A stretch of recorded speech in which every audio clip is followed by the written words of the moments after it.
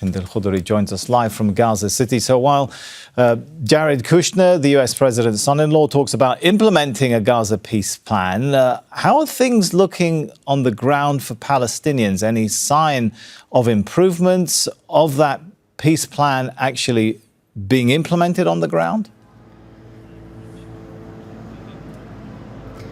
Well, Sammy, on the ground, there's no improvement. The drones are still buzzing. There were a couple of attacks earlier in the morning where there were injuries reported in the Tuffah neighborhood.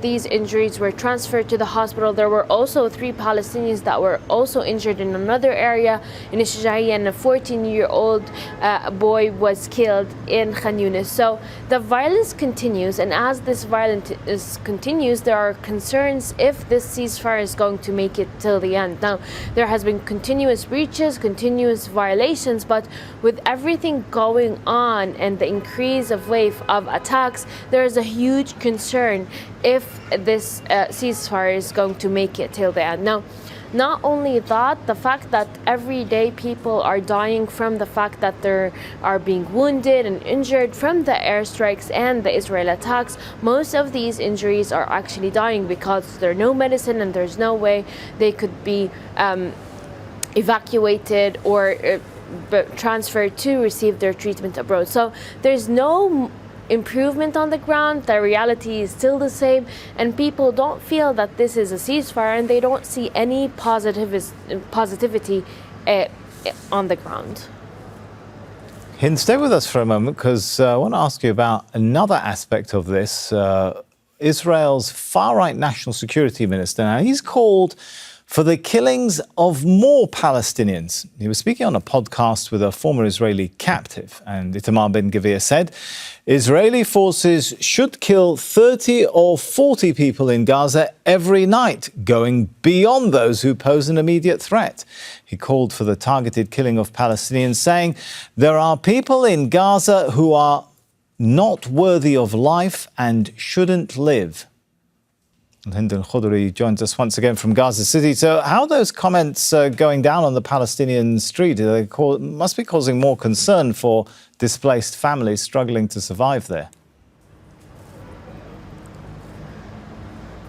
Well, they're definitely very concerning. They're actually terrifying for people, because people thought that the ceasefire is here, no more people are going to be killed, and actually people are starting their lives from scratch. They're starting to fix whatever they could fix, find a good shelter, try to find a source of income, and people are trying to start their lives. So imagine if you start your life after surviving a 3-year genocide and then hearing such statement. This makes them feel that this cycle of violence is not going to end, and this is actually what is being discussed on the streets today here in Gaza, where people are saying, does this mean that the war is going to resume? Does this mean that more people are going to be killed? Who are they going to be killed?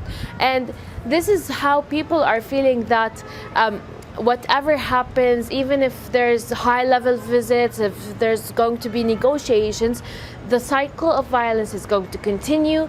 More people are being killed, and people believe that they're under blockade. They're living in a cage where nothing is improving, no reconstruction, no improvement in life conditions. It's deteriorating every single day. The health sector is collapsing, and with everything they're living and the current situation, there is also threats of killing. So this statement is actually raising concerns. People are terrified, and there's fear inside Palestinians.